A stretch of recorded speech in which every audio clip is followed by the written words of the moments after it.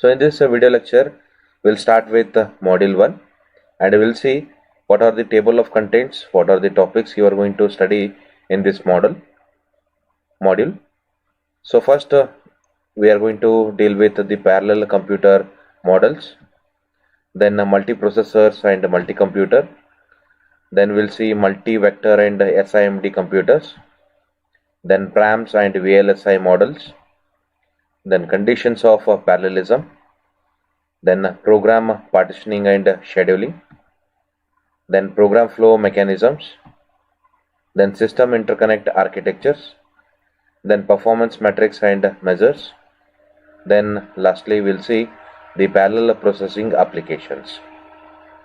So before going in detail about this module 1, so first we need to understand the objectives of this module. So in this module we are going to study about, and you will be able to outline the historical milestones in the development of computers. So first we'll see the historical background of in the development of computers. Then you'll be able to distinguish between multiprocessors and multi-computers. Then you will be able to relate to the use of supercomputers and parallel processors for vector processing and data parallelism. Then examine the role of PRAM, that is a parallel random access machine, and VLSI models, very large scale industry models. Then lastly, you'll be able to identify the importance of architectural development tracks here.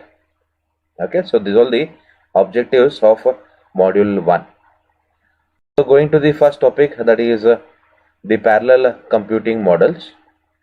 So over the last 2 decades, the computer and communication technologies have transformed the world we presently live, and this parallel processing has emerged as a key enabling technology into the modern computers, so which is increasing in demand for high performance, lower cost and sustained productivity in the real life applications here.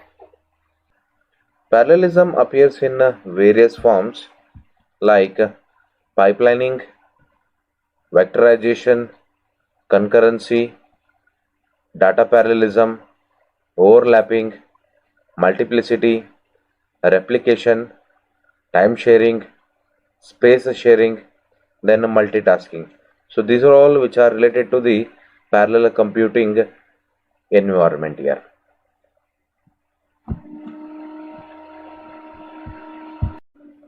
To understand the state of computing, we need to understand the generation of computers. Now we'll see the generation of computers. So how it is started? During 500 before Christ, the abacus introduced by China. This is the earliest mechanical computer or calculating device operated to perform decimal arithmetic with carry propagation digit by digit.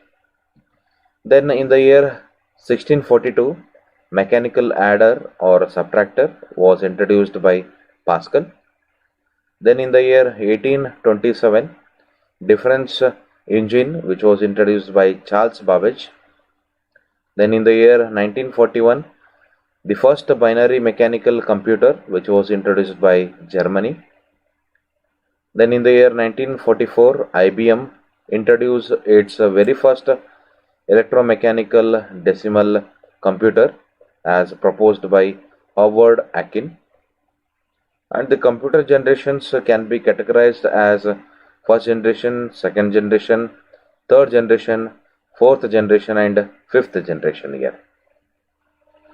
Division into generations marked primarily by changes in hardware as well as the software technologies. Now we'll see the first generation from the year 1945 to 54. The technologies and architectures were vacuum tubes were used, then relay memories were used, then CPU driven systems, personal computers and accumulator were introduced in this generation, then a fixed point arithmetic, And the software and applications like machine or assembly languages were introduced in this generation. Then the systems were designed for single user, and there were no subroutine linkages is used in this generation.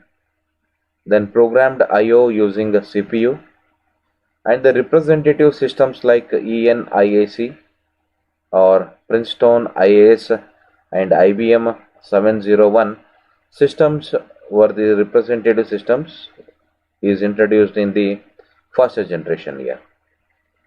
Then coming to the second generation from the year 1955 to 64, the technologies and architectures like discrete transistors, core memories, floating point arithmetic, I/O processors, multiplexed memory access were introduced in this generation.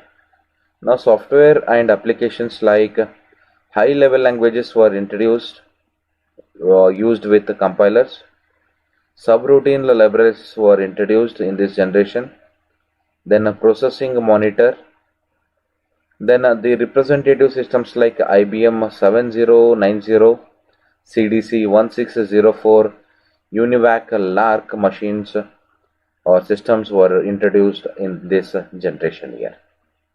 Now coming to the third generation from the year 1965 to 74, the technologies and architectures like IC chips were introduced. Then a microprogramming concept was introduced. Pipelining was introduced in third generation. Then cache memory, that is fast memory. Then look ahead processors were introduced in this generation. Then coming to the software and applications like multi-programming and time sharing operating systems were introduced. Then multi-user applications and representative systems like IBM 360 or 370 or CDC 6600, then PDP-8 systems were introduced in this generation. Now coming to the fourth generation from 1975 to 90, technologies and architectures like large scale industries or very large scale industries technologies were introduced. Then semiconductor memories were introduced in this generation, multiprocessors, then multi-computers, vector supercomputers were introduced in this generation. Now coming to the software and applications, multiprocessor operating systems was introduced. Then languages with high level languages with compilers and environment for paralleling processing was introduced. Then the representative systems like VAX 9000, Cray XMP, then IBM 3090 systems were the representative systems in this generation. Now coming to the last generation, that is the fifth generation, so introduced from 1991 onwards. Technologies and architectures like advanced very large scale industries processors were introduced. Then scalable architecture processors, then superscalar processors were introduced.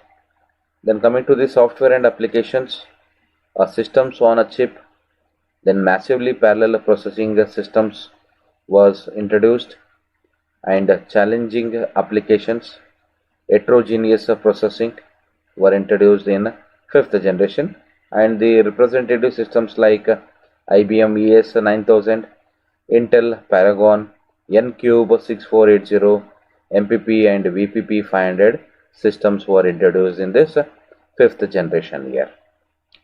So in this video lecture, we have understood the introduction of module 1 and the state of computing. Then we came across the computer generations here. Thank you for watching this video lecture.